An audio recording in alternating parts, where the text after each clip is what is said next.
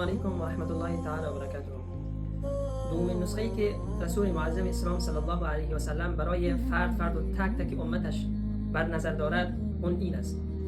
وقتی که ابوبکر صدیق از محمد رسول الله صلی الله علیه و سلم درخواست کرد که به او دعای یاد بدهد که در نماز بخواند، فرمود ای ابوبکر، ای یار غار من، این دعا را بخوان: اللهم انی ظلمت نفسی ظلما كثيرا فلا يغفر الذنوب الا انت فاغفر لي مغفرة من عندك وارحمني انك انت الغفور الرحیم.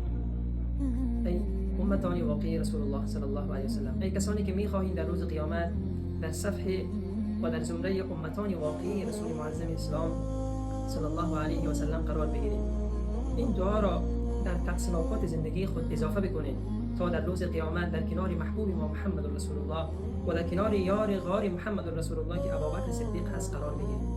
السلام علیکم و رحمت الله تعالی و برکاته.